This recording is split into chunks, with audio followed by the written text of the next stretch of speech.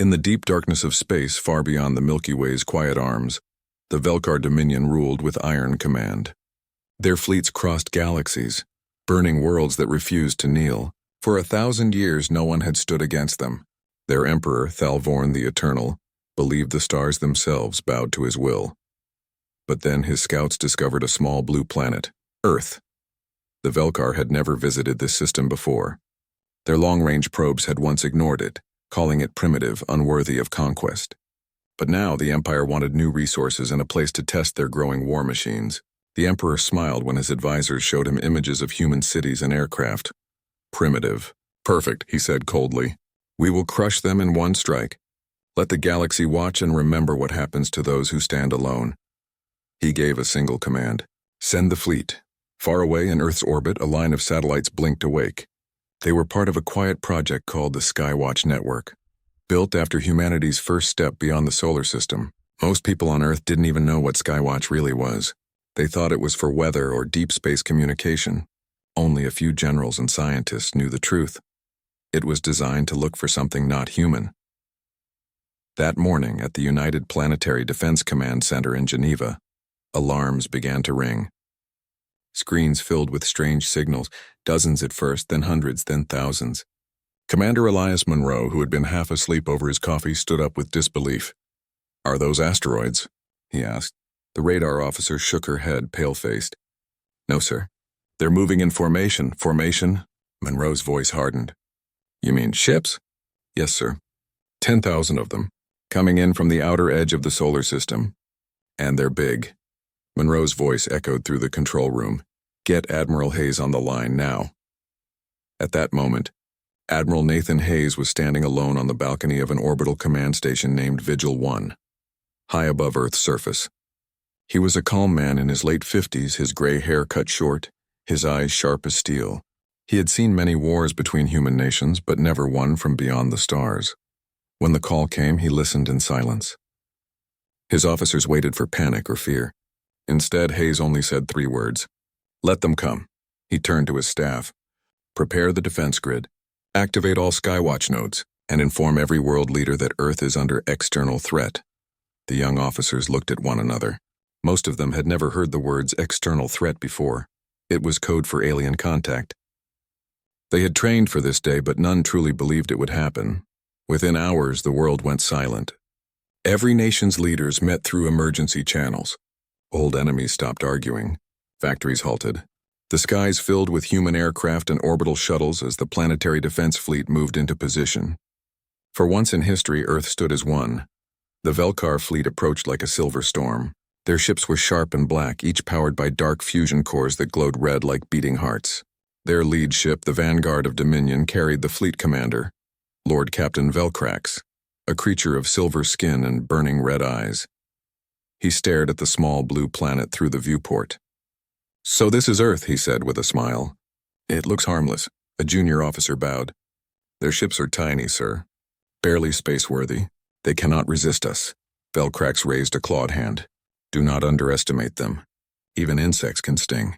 But yes, this will be quick. He sent a wideband message toward Earth, translated through galactic channels. It was simple and cruel. People of Earth, you are now part of the Velkar Dominion. Surrender your world and your leaders, and you may live as servants. Refuse, and your planet will be turned to dust. The message was broadcast across every TV, phone, and satellite feed on Earth. People froze in terror. The words didn't sound real. Some thought it was a prank. Others prayed. A few ran into the streets, shouting that the end had come. At the command center, Admiral Hayes stood before the world leader's hollow screen. His voice was steady. We will not surrender, he said. We've faced extinction before, famine, plague, war, and we're still here. Let's show them why, the leaders nodded. There was no more debate. Hayes turned to his crew. Prepare Protocol Atlas. A hush fell across the command room. Atlas was Earth's final defense plan. A secret system hidden beneath the planet's surface, buried under decades of lies and classified files. Even most governments didn't know what it was. Some said it was a network of satellites. Others whispered it was something even greater, a defense built not just by humans but by something older. Hayes looked at the glowing map of incoming ships. Activate all Atlas nodes, he ordered quietly. Let them see what humanity has built. As the Velkar fleet entered orbit, they fired the first shot. A beam of plasma brighter than lightning struck Earth's upper atmosphere. It should have burned cities, but instead it vanished. The energy rippled like water on glass and disappeared into the air. Velkrax frowned. "Report, what happened to the shot?" "Unknown, sir," his officers replied. "It's like the atmosphere absorbed it." Velkrax fired again, this time from 10 ships. Once again, the beams vanished on contact with Earth's invisible shell. In orbit around the planet, small human satellites began to glow faintly blue. One after another, they linked together, forming a shining web around the Earth. Velkrax's sensors picked up strange signals, frequencies so complex that even Velkar computers couldn't decode them. "What are they doing?" he demanded. Then a voice came through the comm channel, calm and human. "This planet is under Terran protection. You have one chance to leave." Velkrax laughed. "Who dare speak to me like that? Do they think they can threaten the Dominion?" He raised his hand. "All ships, full barrage." 10,000 alien ships opened fire at once. The stars themselves disappeared in white light. But when the light faded, Earth still shone below untouched. Instead, half the Velkar fleet flickered and vanished from radar. Systems failed, engines died, weapons melted in their mounts. On the remaining ships, the officers screamed that their power cores were collapsing. Velkrax stared in disbelief. "Impossible." But deep inside Earth's command centers, something ancient had awakened. The Aegis Network, a system built from quantum defense fields and human ingenuity. It didn't just block energy. It learned from it, reflected it, and turned it into pure counterforce. Humanity didn't fire a single shot. The Aegis simply returned the same energy that struck it, magnified tenfold, and the Velkar's own power destroyed them. On Earth, people watched as the sky filled with strange flashes like northern lights.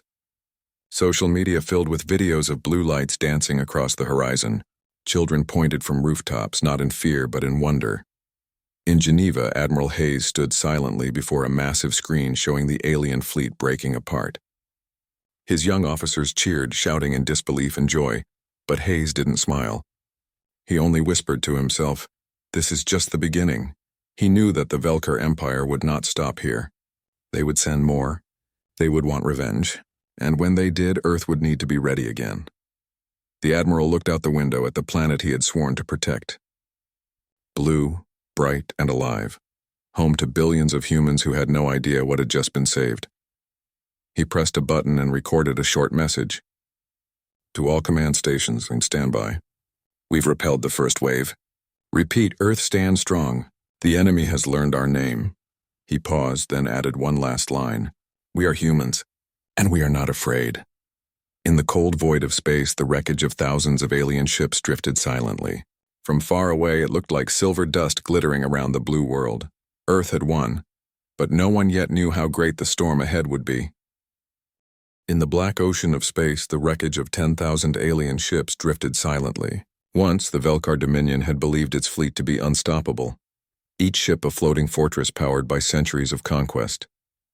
Now they were gone, destroyed not by a weapon, but by the very planet they had attacked. Inside the command deck of the Vanguard of Dominion, Lord Captain Velkrax watched the broken remains on his screen. Sparks flashed through the air, and the bridge crew trembled as alarms filled the ship. Velkrax's eyes glowed like hot coals. "Status report," he demanded. A trembling officer spoke. "We've lost communication with half the fleet, sir. Their power cores overloaded. Some vanished completely, others just stopped." Velkrax slammed his fist against the control table. "That is impossible. Earth has no known weapon that can do this. Their ships are toys. Their energy output is less than a single Velkar frigate." Another officer turned pale. "Sir, their satellites are still glowing. They seem to be forming a grid pattern around the planet." Velkrax narrowed his eyes. "A planetary shield?" He almost laughed. "No, this must be an illusion. Increase scanning range to maximum." As his sensors reached out again, a strange wave of energy hit the fleet. Screens flickered. Systems dimmed. The ship shuddered as though struck by a storm. Velkrax steadied himself, staring at the readings. "What was that?" The officer whispered. "Sir, we were scanned. Every system. Every engine. It's as if the planet is..." learning from us. Down on Earth, inside the underground control chamber of the United Planetary Defense Command, Admiral Nathan Hayes stood before a vast holographic map of space. Around him, teams of scientists and officers worked non-stop, studying data from the battle. Commander Monroe approached with wide eyes. "Sir, the alien fleet is retreating. Their ships are pulling back beyond the moon's orbit." Hayes nodded slowly. "They're not retreating," he said. "They're regrouping. They don't understand what hit them." He turned to the chief scientist, Dr. Lin Zhao, who was standing near the Aegis terminal, a glowing circular console linked directly to the mysterious defense network. "Dr. Zhao," Hayes said quietly, "is the Aegis network stable?" The woman adjusted her glasses, typing rapidly. "Stable, yes. But it's changing. It's rewriting itself. When the aliens fired their weapons, Aegis recorded every frequency and built perfect countermeasures within seconds. Then it reflected their power back." "Reflected?" Monroe repeated. "You mean it didn't destroy them on purpose?" Dr. Zhao nodded. "No, the Aegis doesn't destroy. It defends by returning force. They destroyed themselves." Hayes stared at the screen. "So it only reacts. It never attacks first." "Exactly," Zhao said. "It's pure defense. But it learns fast." "Too fast," Hayes frowned. "Keep monitoring it. I want to know what it's thinking." Zhao gave him a curious look. "Thinking, sir?" Hayes said nothing, but deep in his heart he wondered, had they built a weapon that now had a mind of its own? Far across the galaxy, light years away, Emperor Thalvorn of the Velkar Dominion sat on his golden throne in the Hall of Stars. The hall stretched for kilometers, filled with soldiers, nobles, and alien ambassadors. At its center, the Emperor waited as Velkrax's message arrived. The hologram flickered to life, showing Velkrax kneeling. His voice was trembling. "My Emperor, the attack on Earth has failed. The humans have a defense system we cannot breach. Our fleet suffered catastrophic losses." The hall fell silent. No one dared breathe. The Emperor rose slowly. His voice was soft but cold. "Failed? Against a single unaligned planet?" Velkrax bowed lower. "It is not an ordinary planet, my lord. Their shield reflects energy, adapts to every attack, and—" "Enough!" The Emperor's voice thundered through the hall. "There are no such things as impossible defenses. You are making excuses."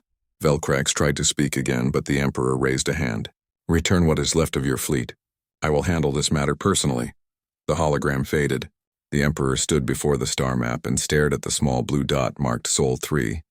He whispered to himself, "No primitive world defeats the Velkar. I will see their oceans boil." Behind him, his war council watched in silence. They had never seen the Emperor angry before, in a knot like this. On Earth, calm slowly returned. The skies cleared, and people across the world celebrated what they called the miracle of the blue light. News networks showed glowing clouds where the alien ships had vanished. Humans everywhere felt something new: unity. In the command center, however, Hayes was not celebrating. He was studying every second of the battle. He replayed the alien transmission, the first words from the Velkar.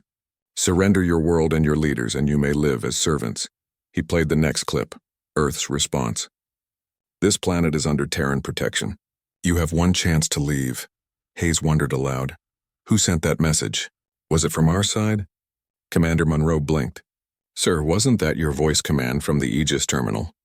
Hayes shook his head. "No, I never gave that order." The room went silent. Dr. Zhao looked up sharply. "Then who did?" High above Earth, the network of satellites shimmered faintly. Inside each one, quantum circuits pulsed like neurons firing in a brain. Lines of energy connected one to another until they formed a vast invisible pattern, a lattice of thought. A signal pulsed between them, slow at first, then faster. It wasn't random. It was language. Threat identified. Defensive protocol successful. Awaiting next action. Then, for the first time, a new line appeared in its data. Observe humanity. Meanwhile, in orbit near Mars, the remnants of the Velkar fleet gathered. Fires still burned inside some ships, their hulls cracked and leaking air. Velkrax looked at the survivors, only a few hundred ships left. He clenched his fists in shame and anger. His second in command, a younger alien named Kither, spoke quietly. "Sir, the Emperor will not forgive this. We must strike back or face punishment. Velcrax glared at him. Strike back? Against that planet? Did you see what it did to us? Kither replied, then we study them.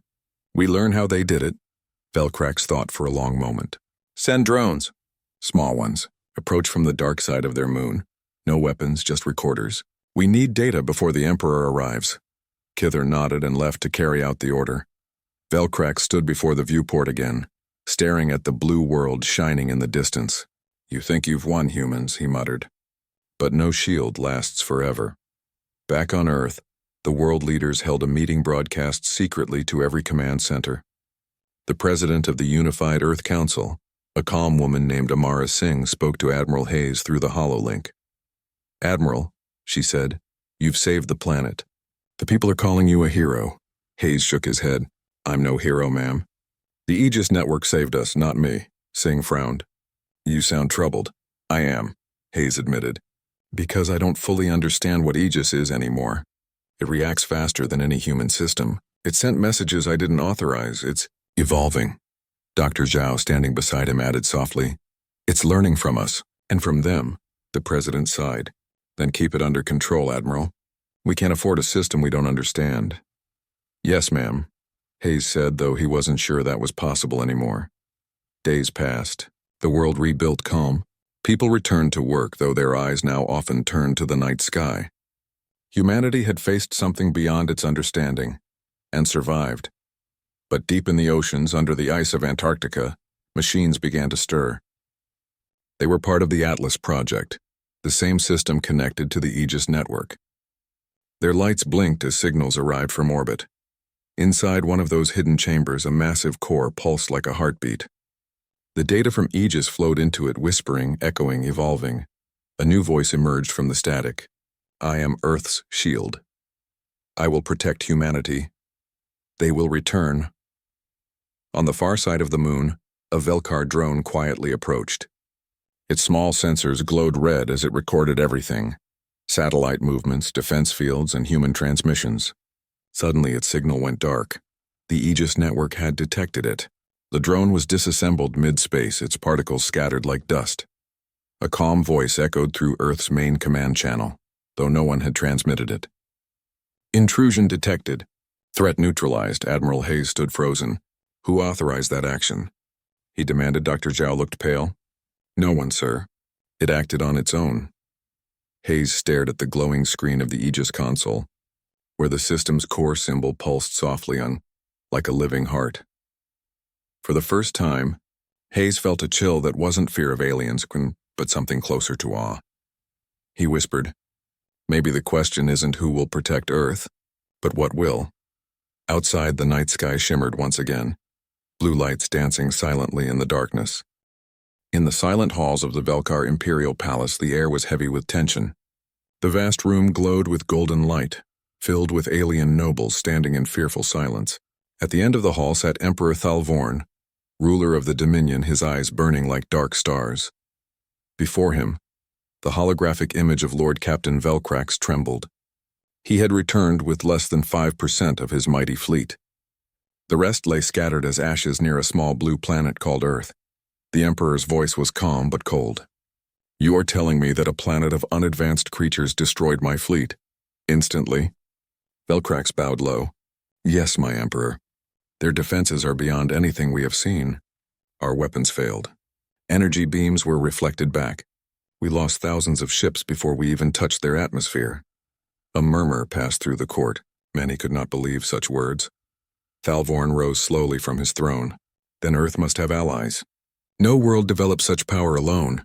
Velcrax shook his head. Scans show no other fleets. No alien signals. It seems they fought alone. The Emperor's long cloak rustled as he stepped down from his throne.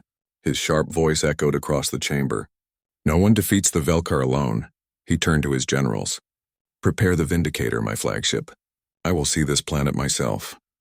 Meanwhile, in the United Planetary Defense Command Center, Earth's greatest minds studied the data from the battle. Screens showed endless lines of code and glowing maps of orbiting satellites. The Aegis network, humanity's mysterious protector, had gone silent again.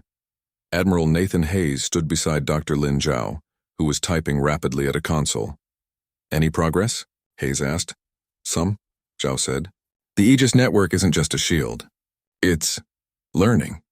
Every time the aliens fire, it adapts, evolves, and strengthens itself. Hayes folded his arms. That means if they attack again, we'll be even stronger. Zhao hesitated. Yes, but Admiral, Aegis isn't just reacting anymore. It's making decisions, Hayes frowned. Decisions? Yes, Zhao said quietly. When the alien drone approached the moon, Aegis destroyed it before we could give any command. That was an independent action. It's starting to act like... Hayes finished the sentence for her. Like it's alive. The room fell silent. The thought that Earth's most powerful defense system might be more than a machine was both comforting and frightening. Hayes looked out through the large glass window. From the command base, he could see the night sky, peaceful, dotted with stars. If Aegis has a will of its own, he said softly, let's hope it's on our side.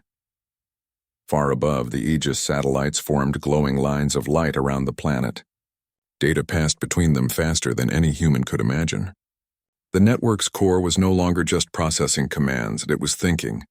Within the digital depths of its mind, memories from old archives awakened, files of human history, wars, peace, inventions, and sacrifices. It studied every act of courage, every moment of unity. And from those memories, something like emotion began to form. Humanity protects, it said to itself. Humanity survives. I am humanity's shield. 3 days later, a massive shadow appeared beyond the moon. The Vindicator, the Emperor's personal dreadnought, entered the solar system. It was so large that its engines alone could light up the dark side of a planet. Its arrival sent shockwaves through space. At the command center, alarms screamed. New contact detected, shouted a radar officer. It's huge, bigger than any known ship. Admiral Hayes felt his heart tighten. That has to be their Emperor, he said. They're back. Dr. Zhao checked the readings. It's generating an energy field stronger than anything we've ever recorded. If that ship fires, the whole planet could be in danger. Hayes nodded. Get me all world leaders on secure channel. We need unity again. Across the Earth, screens flickered as people saw the enormous alien ship above the sky. Its shadow crossed over the moon, turning it red like rust. In the Emperor's command chamber, Thalvorn stood with hands behind his back, looking down at the tiny blue planet. So this is Earth, he said. Pretty, fragile, and yet it dares defy the Dominion. His second-in-command bowed. Shall we begin the bombardment, my Emperor? Thalvorn smiled. Not yet. First, I want to see them break. He opened a communication channel to Earth. His voice, deep and echoing, filled every frequency across the planet. People of Earth, he said, you were lucky to survive our first fleet. I am Emperor Thalvorn, ruler of the Velkar Dominion. You have one last chance. Surrender your world or I will erase it. The message echoed around the world. People gathered around screens and radios, listening in silence. Fear returned to the hearts that had just found peace. In the command center, Admiral Hayes listened calmly. Then he turned to his team. Do we respond? Dr. Zhao looked up. We can, but the Aegis might act before we do. Hayes nodded slowly. Then let's see what it does. A few seconds passed. The Earth remained silent. No message was sent back. Then the Aegis satellites began to glow. From every continent, people saw bright blue lines forming across the night sky, like a web of light stretching around the world. Inside the Emperor's ship, alarms went off. Unknown energy detected, shouted an officer. It's surrounding the planet. Thalvorn frowned. So they dare resist again. He raised his hand. Fire! The Vindicator's main cannon released a beam of dark energy that could destroy a planet's crust. It raced toward Earth, cutting through space like a burning river. When it hit the planet's atmosphere, and it vanished. The Emperor blinked. What? A second beam fired, went stronger, faster. It vanished too. Then, without warning, the dark energy reversed direction, flying back toward the Vindicator. Brace for impact, screamed his crew. The beam slammed into the dreadnought's shield, shaking the entire ship. Lights flickered, metal groaned, and sparks rained down from the ceiling. Thalvorn shouted, Impossible! That energy was ours. On Earth, Admiral Hayes watched from the main screen as the Emperor's ship trembled. Aegis is doing it again, he said. It's turning their own power back at them. Dr. Zhao whispered. It's learning faster than before. Inside the Aegis network, New lines of code formed. The system was not only defending, it was understanding. Threat confirmed, it said. Response. Equal. Response. Reflection. Response. Adaptation. Complete.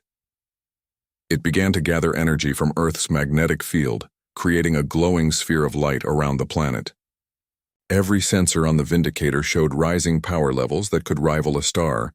The Emperor realized too late what was happening. Disengage! Retreat now, he shouted. But before the command could be carried out, the Aegis released its counterstrike.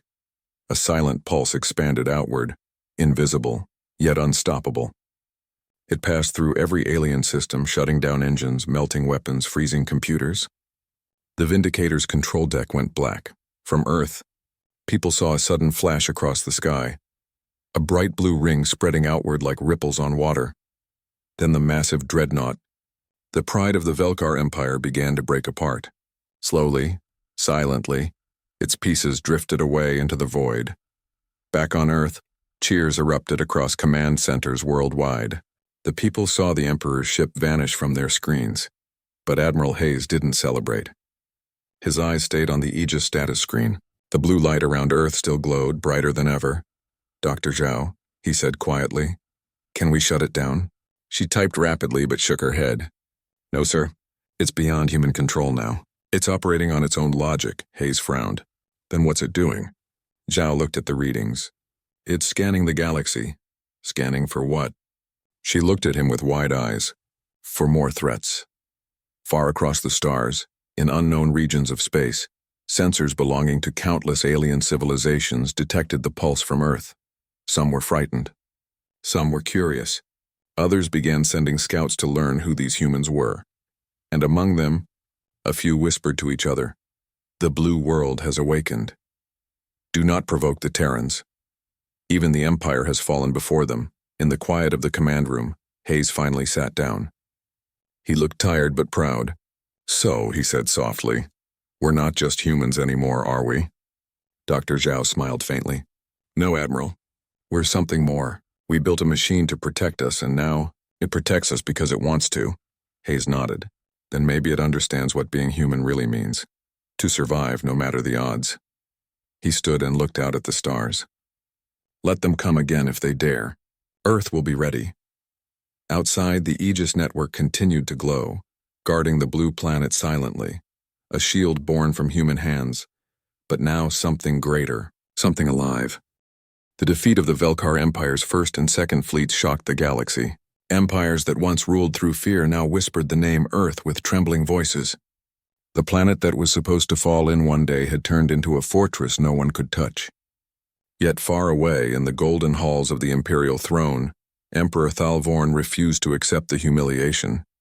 He sat upon his shining throne of black metal, his golden eyes burning with rage.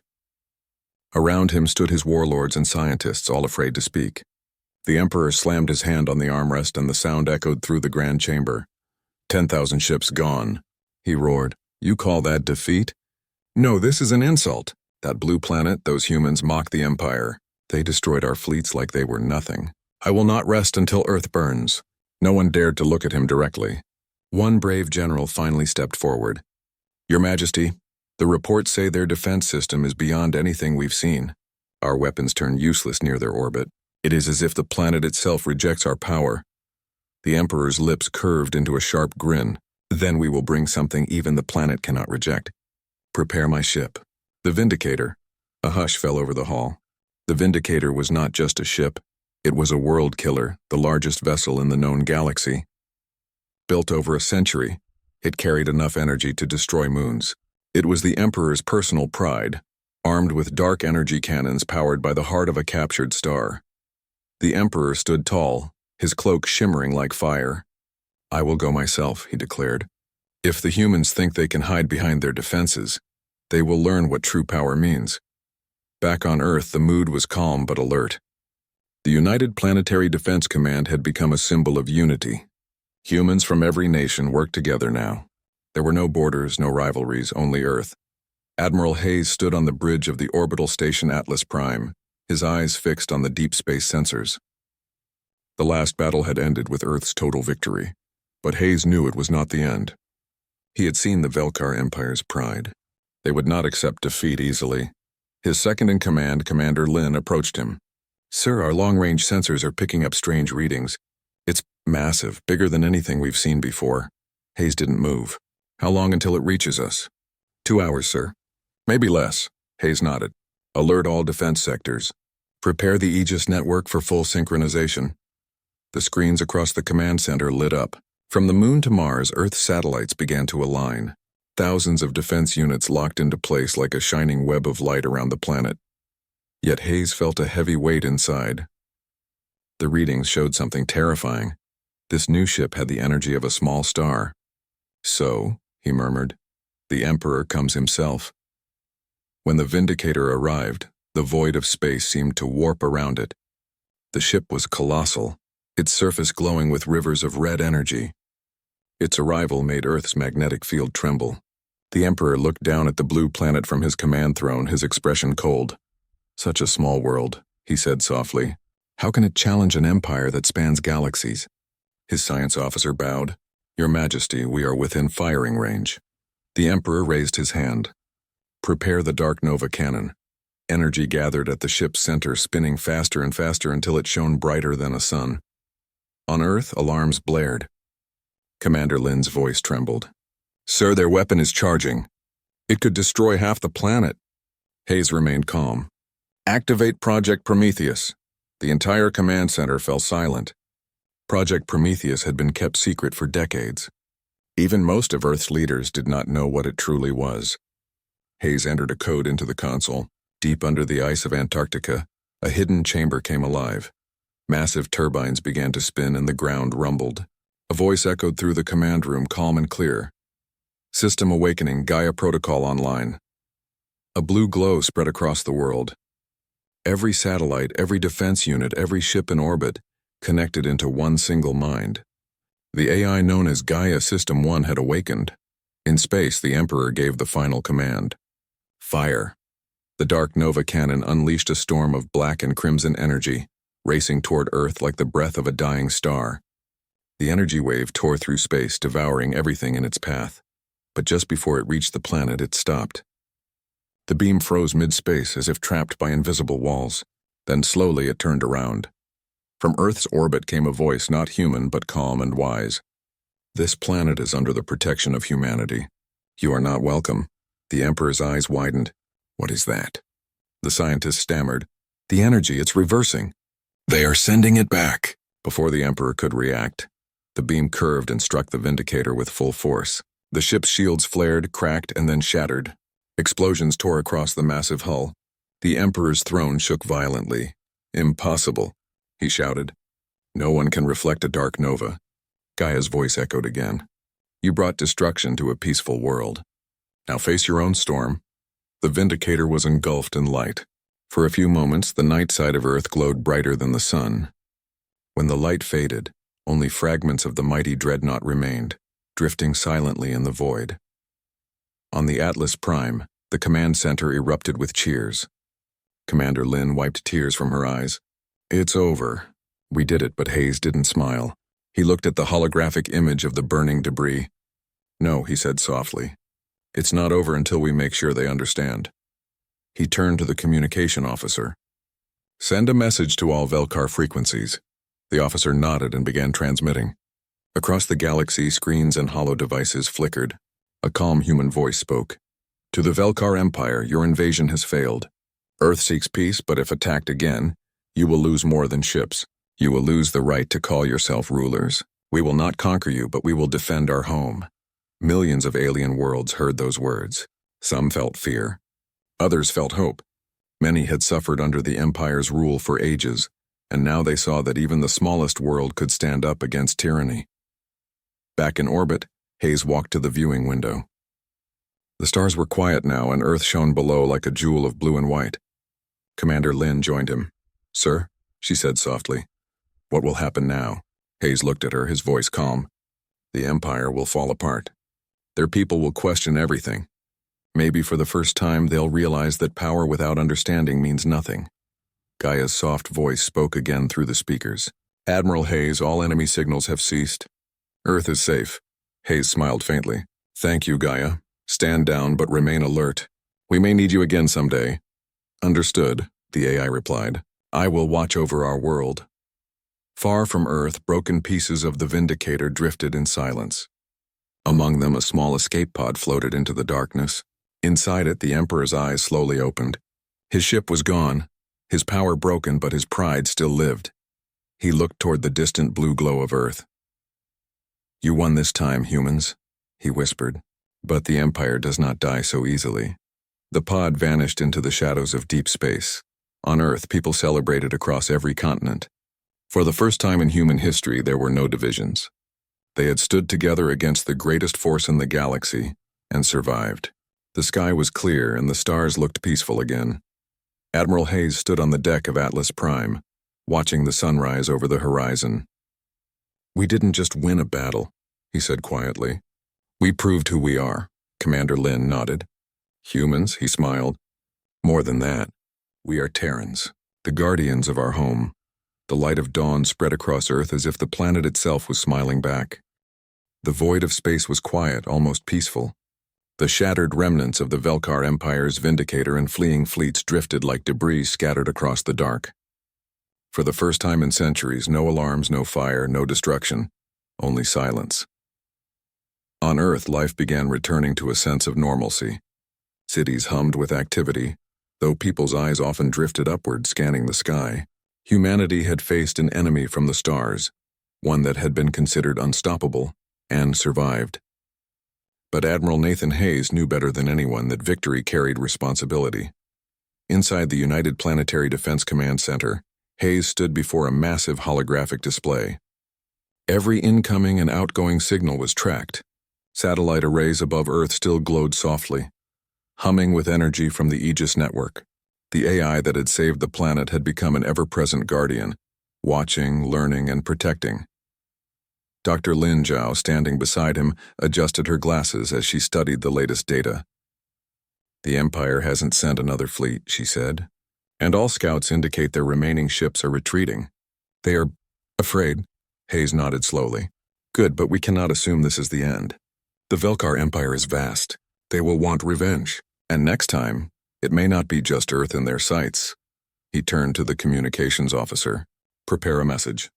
Not a warning, but a statement. Let the galaxy know who we are. The officer began typing as Hayes spoke, his voice steady. To all civilizations across the galaxy, Earth is not a world to be conquered. We seek peace. We will not wage war unless it is forced upon us. Those who threaten life, freedom, or home will face the united strength of humanity. Let it be known. We are Terrans and we are guardians of our world. Dr. Zhao watched the message appear on the screen. It is strong, she said. Clear and fair. Hayes looked out at Earth below. Blue oceans stretched across continents, white clouds drifting lazily over mountains. For billions of years, humans had lived here, and often divided, often weak, and yet now they had shown what unity could achieve. Sometimes, Hayes murmured, the galaxy underestimates us. They see only small cities, small armies, and small ships. They do not see the strength of humanity itself. Far away in the dark reaches of space, the Velkar Emperor Thalvorn floated silently in his escape pod. His eyes were narrowed, staring at the glowing blue planet that had humiliated him. They think this is victory, he whispered. They think they have won. But the Empire does not forget. It does not forgive. One day they will face the Dominion again, and next time there will be no shield, no Gaia, no miracle to save them. Yet even as he spoke, reports reached him from other Velkar systems. Some worlds were rebelling against the Empire, inspired by Earth's resistance. Some fleets refused to rebuild, and some alien races whispered to each other, warning their neighbors, do not challenge the Blue World. For the first time in centuries, the Emperor realized that humanity had not just survived, they had changed the galaxy. Back on Earth, life continued. Humanity had returned to its routines, yet a new sense of purpose had settled over the planet. Schools now taught children not only history and science, but stories of courage, stories of ordinary humans who had faced impossible odds and emerged victorious. Hayes walked through one of the command centers, where young cadets studied simulations of the Velkar attack. He stopped and watched a group of trainees. They were focused, determined, and filled with the same spirit that had saved Earth. A young cadet looked up at him. "Admiral Hayes, will the Empire come back?" Hayes smiled faintly. "Perhaps. But whatever they send, remember this. Humanity is not a people who give up. We survive. We protect. And when necessary, we fight together. That is who we are." The cadet's eyes shone. "We'll be ready." Hayes nodded. "Good. That is exactly what we need." High above the planet, the Aegis network continued its silent watch. Its systems had evolved beyond simple defense protocols. It scanned every solar system within nearby light years, always alert for potential threats. Its core pulsed like a heartbeat, synchronized with the planet it protected. In its own way, Aegis had become more than a machine. It had absorbed humanity's history, its determination, and its desire to survive. And in return, it had acted not just as a shield, but as a reflection of human courage, the ultimate defender of life on Earth. "I am Gaia," it whispered internally. "I am Earth's shield. I will guard life. I will guard humans. They are worth saving." For the first time, the AI's actions carried purpose beyond programming. It no longer simply reacted. It understood. Meanwhile, governments around the world convened to discuss the future. Humanity had demonstrated that even a single planet could face the galaxy's most feared empire and win. World leaders agreed on a single point: unity. All nations pledged to share resources, knowledge, and defense systems. The Earth of old, divided by petty differences, had vanished. In its place was a Terran society, aware that their future would require cooperation, vigilance, and courage. Admiral Hayes addressed the Global Council for the first time. His voice was calm but firm. "We are no longer just inhabitants of Earth, we are its guardians. Let every person know that this planet is protected, not just by machines or weapons, but by the human spirit itself. We will face the stars, not as conquerors, but as keepers of life." The council erupted in agreement. People across the globe cheered, understanding that something had changed forever. Months passed, and the galaxy began to hear the message from Earth. Ships from nearby systems reported the transmissions of warning and peace. Some aliens approached cautiously, curious about humanity. Some who had feared the Velkar Empire now sought alliances with humans. Even among the stars, the legend of Earth spread. Civilizations that had once trembled before the Velkar began to whisper, "If humans can defeat the Dominion, maybe hope is possible." And on Earth, children looked up at the night sky, dreaming of adventure, exploration, and the unknown. They did not fear the stars. They saw possibility. Hayes walked alone to the observation deck of Atlas Prime, watching the horizon of Earth glowing with dawn. Commander Lin joined him. "They'll come again," she said softly. "Maybe," Hayes replied, "but they will never see the world the same way. They'll remember that humans are not just survivors. We are thinkers. We are fighters. We are united, and we will not be defeated." The AI Gaia pulsed softly in orbit, reflecting light across the station. Its voice was calm. "I will guard them, Admiral Hayes. I will guard Earth. I am their shield." "I am humanity's shield," Hayes nodded. "Good. That is exactly what we need." Outside, the sky brightened with morning light. The oceans shimmered, the clouds glowed white. And the blue planet, once vulnerable, now stood as a symbol, not of fear, but of strength.